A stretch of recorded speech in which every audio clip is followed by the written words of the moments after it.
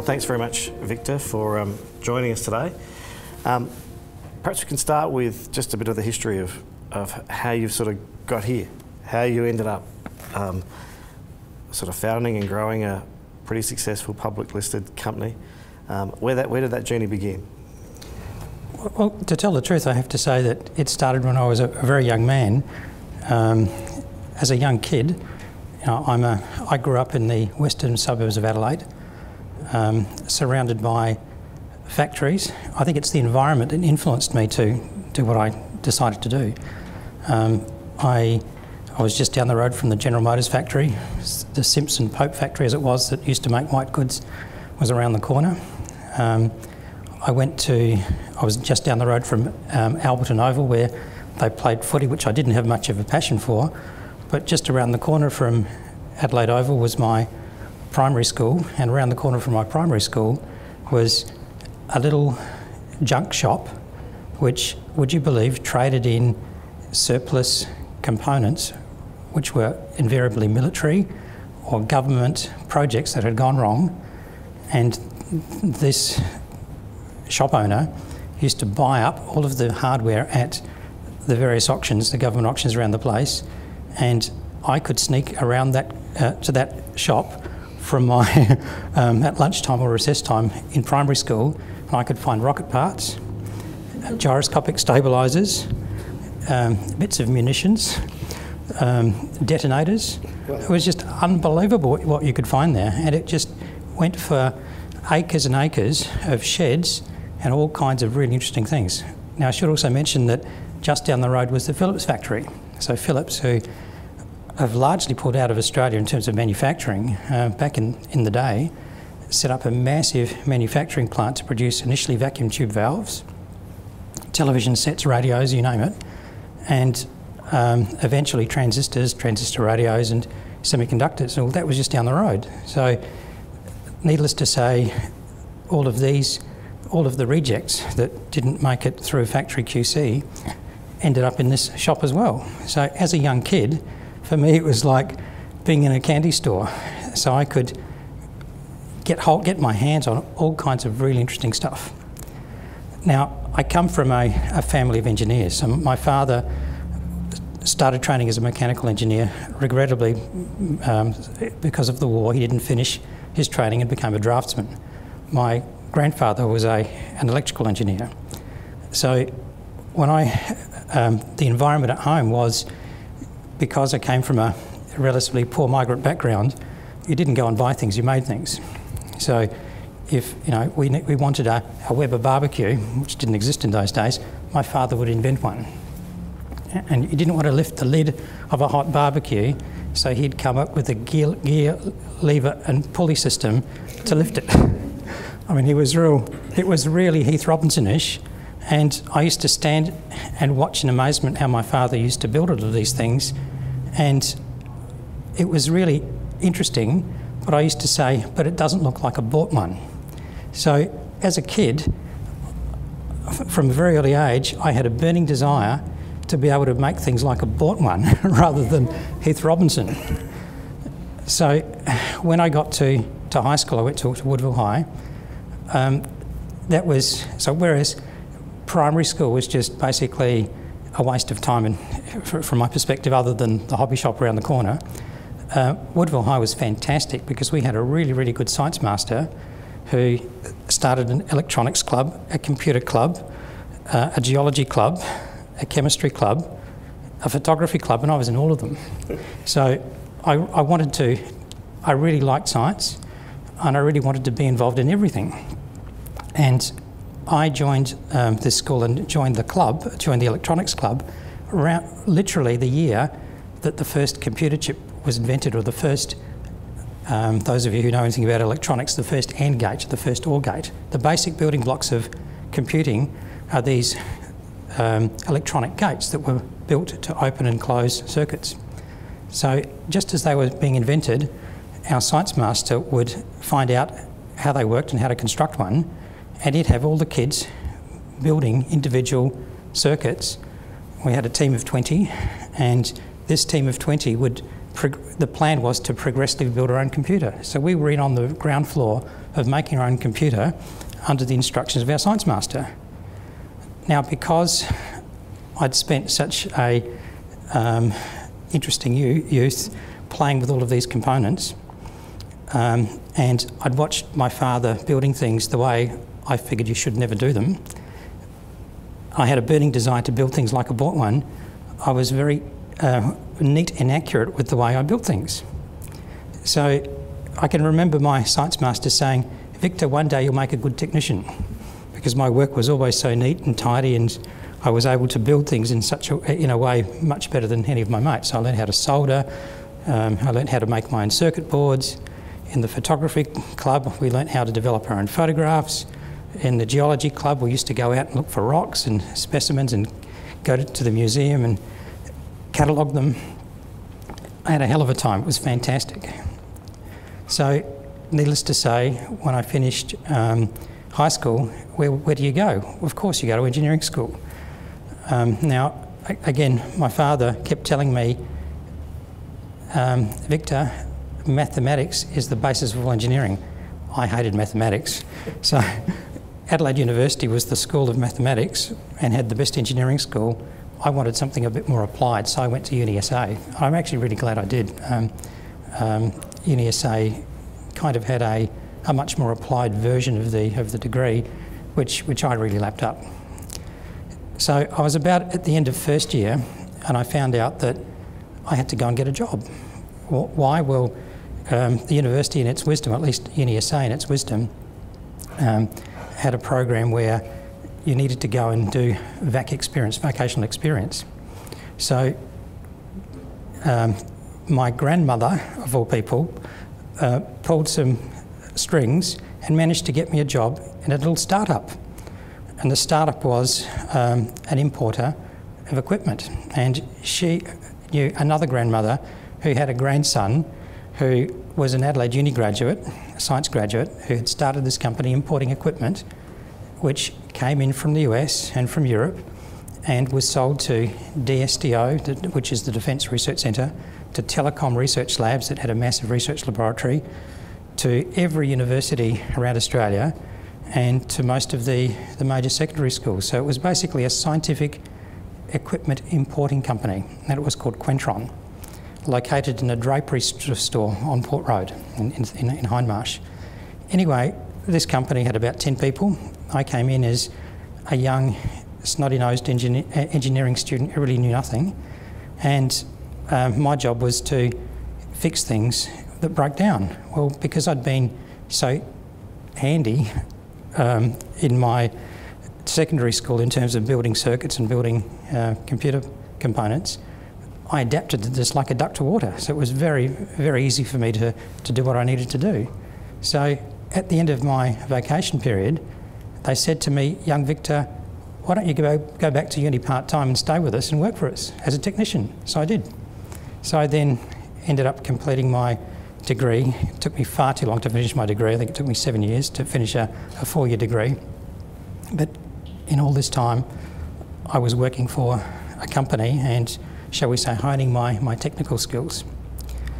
Well, about a year into my employment with this company, I happened to be in the workshop. By the way, the workshop was a garage.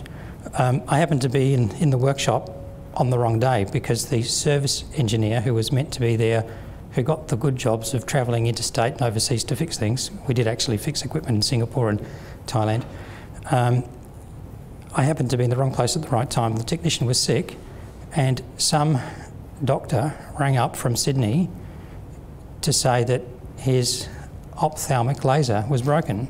What's an ophthalmic laser? Well, it's a laser used for eye surgery. What did we know about eye surgery? Well, nothing, but we knew a bit about lasers. What did I know about lasers? Well, actually not that much, especially not this one. So this laser that this doctor had privately imported into Sydney was designed to basically destroy scar tissue in the eye. The old-fashioned way of destroying or removing scar tissue from the eye is to cut the eye open and to take the scar tissue out by hand, with forceps. This new approach was to focus a laser in through the pupil of the eye and to literally blow it to smithereens in a micro manner, in a very controlled manner. So young mug Victor got a ticket to Sydney to fix a piece of equipment made in Germany, no manual, no nothing, but I fixed it. And this elderly doctor, who was 70 years old, very adventurous fellow, was so grateful. He sat me down and he said, "Young man, if you have any brains, you'll think about getting into the medical laser business, because one day medical lasers will be really big." Keep in mind, this is probably the first medical laser in the country, but anyway.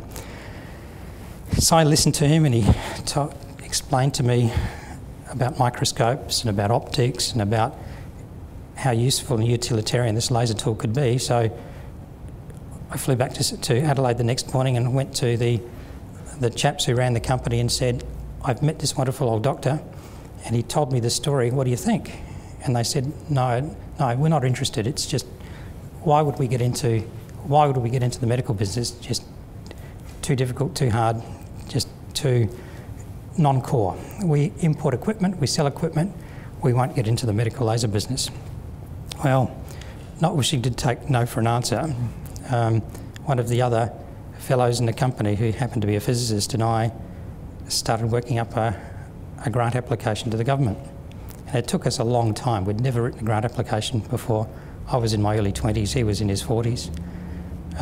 He'd done a few applications. He used to work for Defence Department, so he'd done a few internal applications. None of us had ever won any government money, but nevertheless we cobbled something together, and about 6 months later arrives a letter from the Commonwealth of Australia, and it says, "You have been awarded," I think it was something close to $1 million, to develop a laser for eye surgery. So of course, addressed to us, we took it into the office of the director of the company and showed it to him, and he said, "Of course I'll be in the laser business. Of course I'll be in the medical laser business." So that's how we started. So how did you work from there to then convincing the company to go on, and what happened then? Well, okay, so one unique thing about the company was that although the company had its core business was importing equipment from overseas and supplying it to scientists, well, most scientists don't like things which are off the shelf. They want to customise them. So the thing that our company also did really well was that if any researcher wanted a customised piece of equipment, or if a government lab wanted a piece of equipment that didn't exist, our smart physicists would reconfigure it, would patch it together with something else, redesign it and give them what they wanted. So we did actually have some experience in designing new things, albeit all of the things we designed were all one-offs, and they were one of a kind, and they were very difficult to build, and sometimes the project ran for a whole year, and whatever we built, we quoted a price. It was usually a fixed price contract to supply to uni, and it cost us 3 times as much and took us 5 times as long. So whereas the importing business ran at a significant profit, the local customisation business ran at a significant loss. So how did I convince our guys, or what was the next step? Well, basically, that's where Flinders came in. Using our connection of friendly professors that we worked with, one of the professors referred us to another professor who referred us to another professor who said, a chap called Doug Costa, who was the professor of ophthalmology at Flinders, he knows a bit about lasers, he knows a bit about optics, why don't you go talk to him? So this young mug rang Doug, cold call, and said, Professor Costa, you don't know me, but, and before too long I had an audience with him, and he loved the idea of the project, and he said, well, why don't I give you some lab space here at the university, and why don't you set up your little project here? And that was just unbelievable. I mean, for a professor to take that sort of a risk, and I don't know how he managed to pull some strings and do it, but he basically managed to get us a lab, some lab space in the School of Physical Sciences, which wasn't quite in his department, it was down the road from his department. And that was the environment in which we developed our first piece of kit. And the beauty of that was that we were able to we were able to wheel it down the hill, past the lake, into his department in the med centre, and we put it in front of his clinicians, and they'd look at it and say, well, why would I use one of those? You know, that's not going to work, is it? So we very quickly got user feedback, and it was a fantastic environment to hone and improve and hone and improve. And by the way, we also had access to the biomedical engineering department down in the bowels of the hospital, who would say, oh, well, if you want it to survive in the battlefield environment of the hospital, you have to change this. So we got them on board. So it became a little project run by a private company, although the private company was more like a private university, helped by a very, shall we say, very progressive professor who took us under his wing and told us that we could have access to any department that we wanted to, and if anyone gave us a hard time, just use his name. So we did. Perfect. So it was wonderful. So going back, I just wanted back a step. When you were at school, I'm just trying to think, you were a member of all these clubs. At the same time, I imagine the cool kids were playing football and all those other things. What did you think about that? Did you care? Well, I mean, I thought, to tell the truth, I quite like cricket, but I thought football was a little pointless. I mean, you have a ball, you have two teams, someone wins, someone loses. You know, a little bit of process in between, but that's fine. I'd much rather be doing fun things. So fun things that were, I thought were much more entertaining. I had a great time. So, sort of wandering back and having a professor who helped. You had a little company that was interested in eventually interested when you came in with a promise of some money, of doing something different. You've probably got a market still that didn't necessarily understand that this was going to work or this could work. You were still pioneers in a market sense. Maybe the technology was now starting to work, but what about, how did you cope with that? The market, and they're a tough market to change. Sure, okay, so we came in at the right time from the perspective that this particular technology, although the very wise doctor who brought his name was Dr. Clem Walter for the record. Clem brought this laser in. It was another 5 years before the market really recognised that this piece of equipment would become the mainstay of a treatment post cataract surgery. Cataract surgery, by the way, is when the natural lens of the eye becomes opaque and it has to be removed from the eye.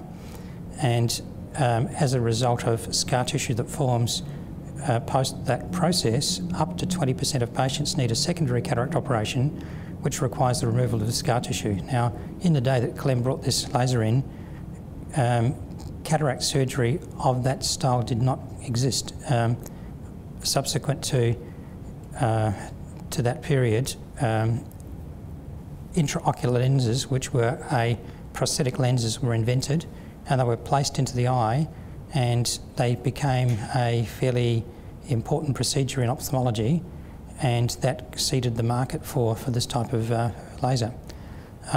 Basically, one of the things which I think I did right was, at the very beginning, I went for a trip around the world and visited a trade show and visited the professor's contacts of research labs and, in fact, even other companies that were making similar equipment. And I interviewed them and I saw what they did. By an interesting coincidence, a group of venture capitalists in the early days of venture capital in South Australia coincidentally invested in a technology that they paid a research group a very tidy sum of money to develop a product specifically for this procedure, and they brought that product into Australia, and their plan was to set up a business building this new product. It was a related coincidence that we set up in the same town. So basically there was a rival group. The rival group built took the prototype to the same professor that we were working with, And this professor was completely unbiased. He looked at it and he said, well, that's complete rubbish, it's just not going to work. And they then took the product to the most cluey medical sales guy, who by this stage had started to import a product from the States to fill this market void, and he gave them the same story: that product will never work. So in the end, the venture capitalist acquired our little fledgling company and gave us the product that didn't work, and I had a research grant that I could spend some resources to develop a product that did work. And on one hand, I had a product which was complete rubbish, which showed me what not to do. And on the other hand, I had all of this market research that I had collected of what everyone else did. And in the cluttered patent environment, my job was to try to figure out how I could make something which was better than this thing that didn't work, and it was different to all of the things that were in the marketplace that did work. And by the way, there were 22 other competitors in the marketplace by this stage. It was a massive market. Well, there's a massive growth period in the market. Anyway, the bottom line is that with some colleagues that I had managed to poach from Defence Research Centre and a few other smart guys, we figured out how we could make something which was not only ergonomically very pleasing, so different to what my dad would make. We tried to make something which was really very slick and very ergonomic.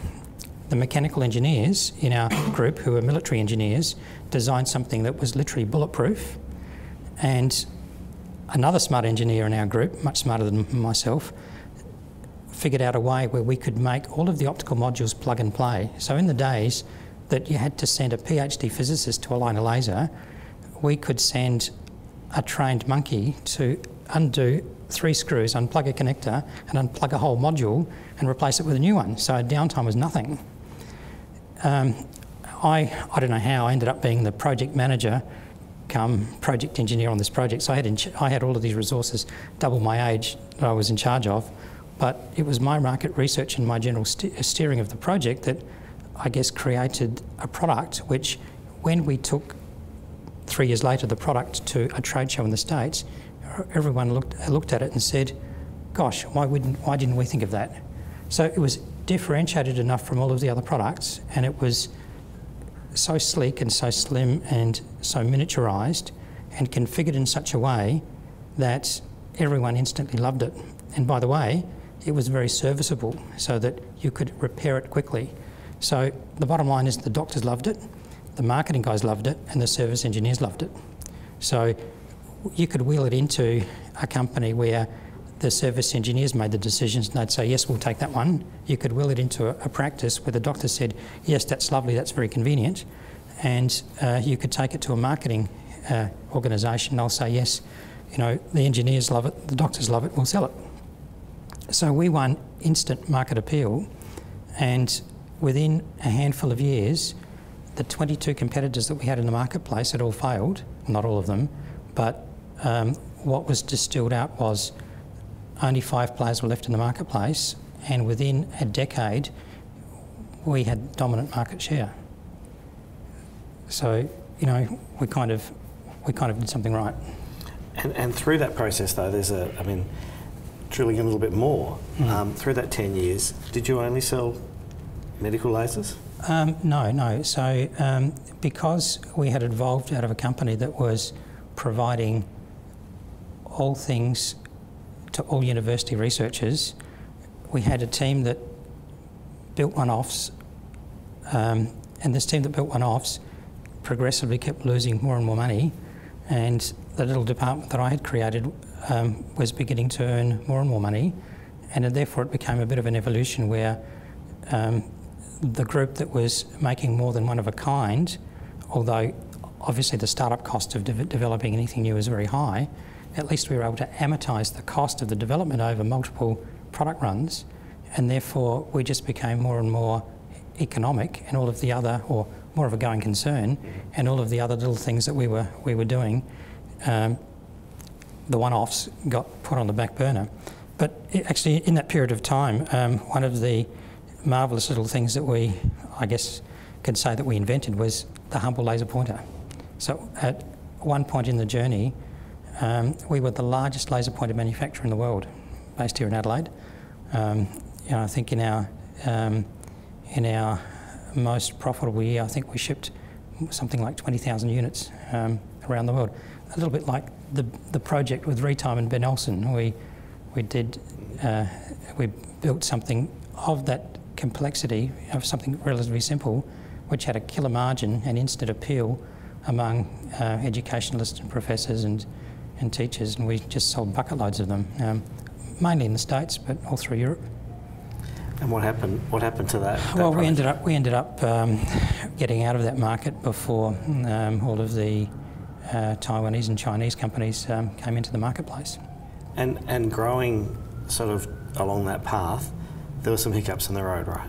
Oh, lots of hiccups. Lots of hiccups. What would be the one which was the hiccup that made you wonder, is this all worthwhile? Was there one? Well, in fact, fairly early in the piece. I mean, I've obviously interpolated over or skipped over a lot of the detail, but about 3 years into the project that we had been acquired by some venture capitalists. Interestingly, the government rules at the time said a VC can only own 20% of a company. The government was trying to encourage what were called sunrise industries. Well, 3 smart VCs got together and they put up 20% each, and they ended up acquiring our company together with this project which had stalled of theirs, and they had a 60% equity stake in this new venture. 40% of the stake was owned by the existing shareholders of our company. The bottom line is they had full control, so they put a bloke in charge and everyone got demoted by a level or 2, and they went to the market and raised a whole lot of money. They called the company LaserX, and they raised $5 million, and within a couple of years they'd burnt the $5 million on helicopters and speedboats, and no, not really. They basically burnt money in all the wrong places, and within a couple of years the company had basically gone into administration.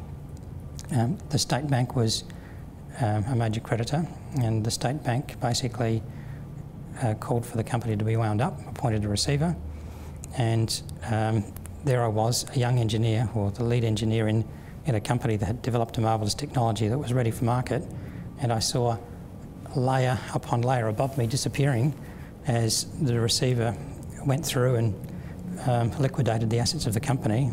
And we didn't believe it would happen, but there we were, a company with a great product, with a fantastic market ahead of us, no money and no management. So we said, what are we going to do now?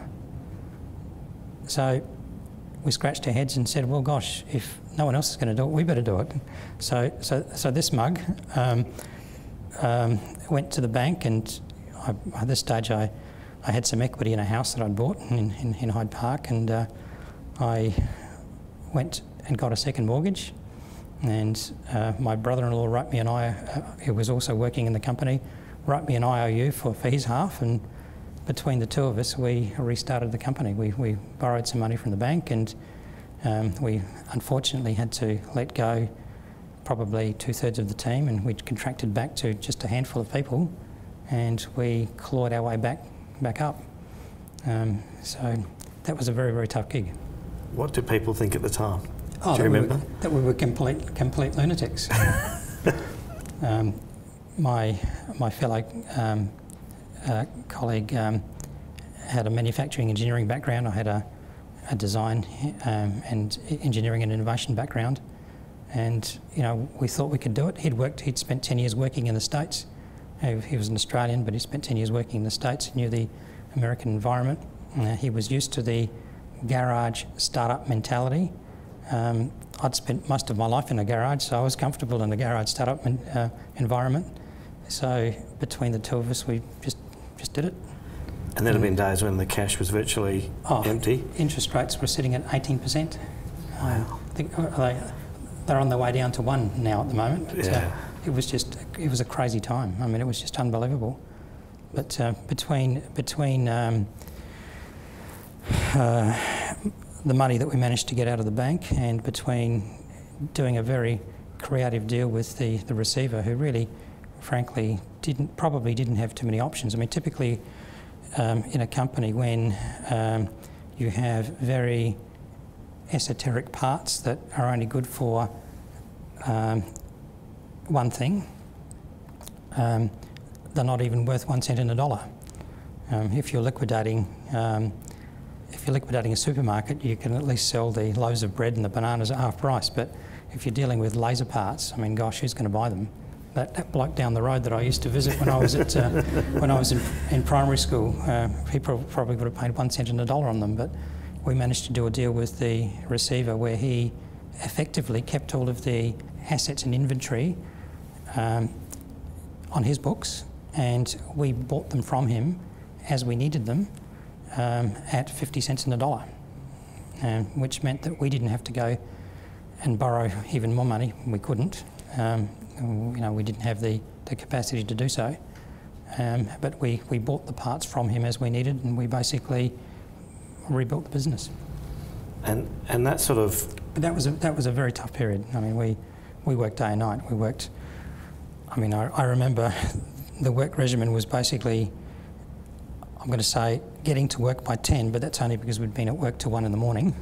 So we'd basically get to work at 10 a.m, having worked till 1 in the morning, and we did this pretty much 7 days a week. Friday nights at 1 in the morning we'd wander down to the festival centre that had a, I think back in those days, I think it may have been called the Fez Bar or the Fez Bar. So we'd go and party on Friday nights, but it was back to the grindstone at 10 a.m. the following morning on Saturday, and we worked through Sundays, and we did this for 2 years straight. Did you ever think it wouldn't work? To tell the truth, in my mid-20s, naive enthusiasm, no. No, I mean, you know, I get, so if I were in that situation today, would I think that it wouldn't work? Yes. I think it's the naive enthusiasm and the belief that we can do it that got me through. I should just take on another aside. So, we developed the first laser pointer well before we got into the ophthalmic business, and so at the age of, I don't know, 22, we were building these laser pointers and shipping them overseas, and our distributor at the time, who was based in Arizona, was attending a big trade show at the Coliseum in New York. I'd never been to the States, never been to New York. So, being the technical guy who built these things, I got invited to attend the product launch. So I turned up to New York, you know, Big Apple, turned up to the Coliseum, massive place, and there's this massive trade show, lots of American companies exhibiting, a few European companies exhibiting, and this tiny, tiny little stand where our distributor was selling our laser pointer.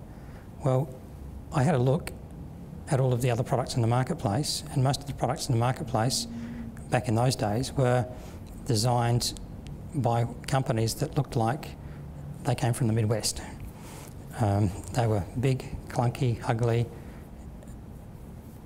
akin to the massive Cadillacs that the Americans drive. Every product on the floor was designed like a big American Cadillac. And we had this sleek, nice little product in bright colours that was made in Australia that was a laser pointer. It was only a simple device. But I arrived at this trade show basically completely intimidated by being in New York, amongst these big buildings, being at the Coliseum, the only trade show I'd ever been to, massive trade show. And I walked in and I saw, gosh, this little product that we designed in Australia is so much better than all that rubbish the Americans make. So I came home with so much enthusiasm saying, yes, we can do it. Yes, we can do it in Australia. And I guess it's that enthusiasm that carried me through. That it was going to happen then, basically. Well, that it was possible, that yeah. It was possible to build things in Australia and to compete with those people that we assume are so much better and so much smarter than we are. And so I never had any doubt that we could get our ophthalmic laser to the marketplace, although everyone doubted us, but we just ignored them. It was naive enthusiasm. And how do you then go from receivership to listing? Oh, well, that's an interesting question. We had to rebuild the business, and that was hard yards. I mean, we basically built the company with no capital. We really had to earn $3 before we could spend $1, and it was very, very hard yards for the next decade. And the listing came at a point where we had built the company to the point that we had sufficient revenue and cash flow to pay our own way. We were at that stage quite profitable. We had money in the bank, and we just needed more capital to grow our business. So we went to the market, and the market embraced us because here we were, a technology company in Australia. We had revenue, we had product sales overseas, we had cash flow. By the way, back in those days, I think 95% of our revenues came from offshore earnings. It was in the day that the dollar was sitting at 50 cents. It was in the day that engineering talent in Australia was probably at half the price of engineering talent anywhere in the world. We were the cheapest place to manufacture. We had the lowest exchange rate. We had the cheapest, most educated workforce in the world back in those days. So in some ways we were on easy street. Much tougher environment now. Much tougher when the dollar's at parity and our costs of... I mean, we are now the most expensive manufacturing nation on the planet. It's very tough, but back in those days it was much easier. However, because we had a good product, we made it onto the world stage. And you've gone from in that journey from being a technician to, well, not a technician, but an engineer technician with a bent for being technical. And eventually I got my degree. Yep. Eventually I got my degree, and when I got my degree, the company decided to make me a director. So I became a director, and I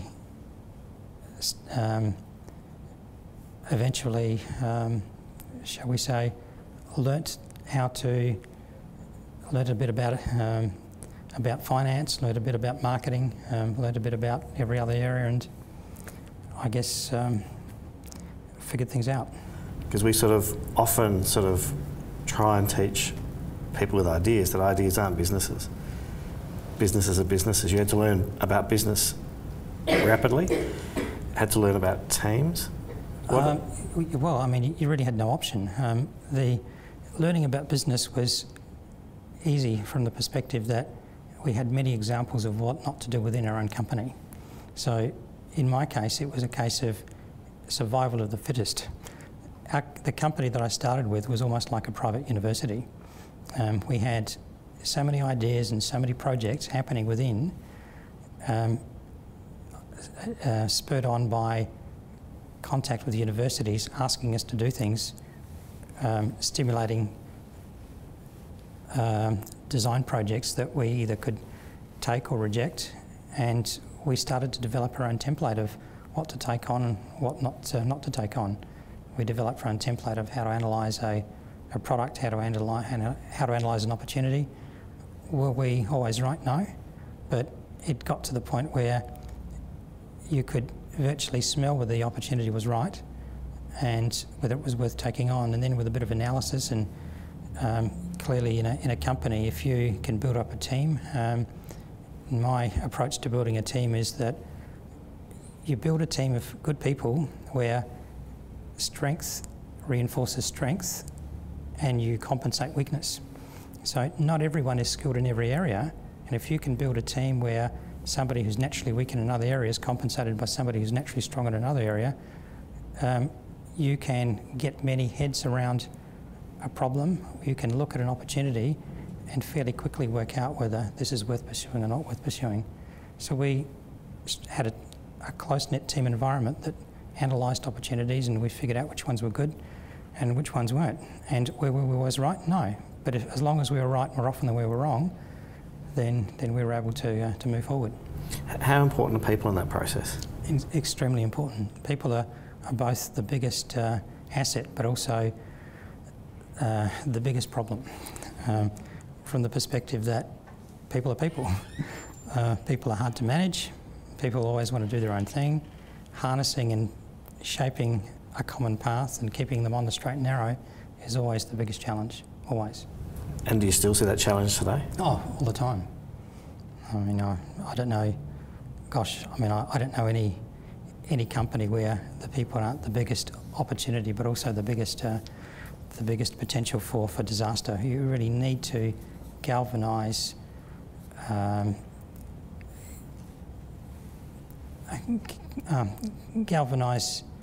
or at least find the right path. You really need to find the right path. You need to manage the staff. And people do things for the most peculiar reasons. They don't necessarily do things for logic, although they should. And it's really up to a good manager to keep everyone pointed in the right direction and to understand what drives them, what motivates them, and why they do things, and to put into place corrective action in the event that they go off the path. I'll throw a couple of quotes at you, generally, see what you think. When all people think alike, Walter Lippmann said this, when all people think alike, no one thinks very much. Would you agree with that? That's very true. So when everyone's thinking the same way, what's the point? Well, I'd have to say that virtually every product and every opportunity that we've developed, it was a case of there would be usually one guy, often me, who would say, no, I don't believe you were going to do this. So usually when everyone agrees, it means that everyone's wrong. Not always, but often. That's cool. So also Peter Drucker said, most of what we call management consists of making it difficult for people to get their work done. Yes, I think that I'd agree with that statement. There's management and there's mismanagement.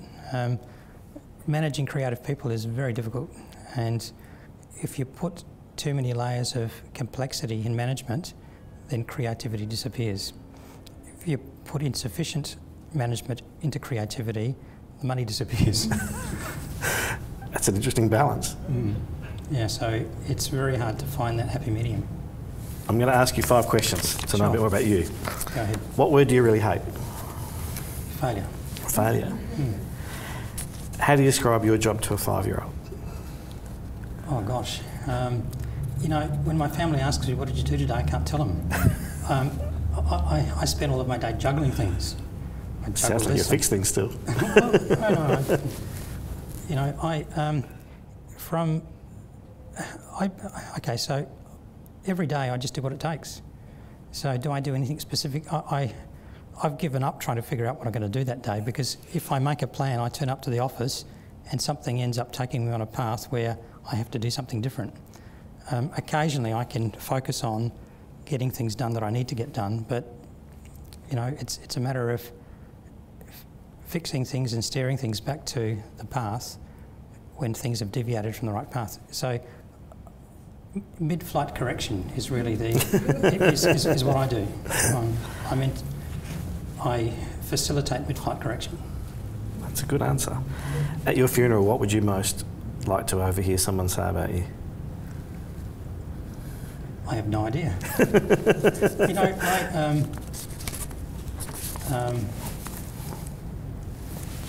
I have no idea. All right, what profession would you least like to do?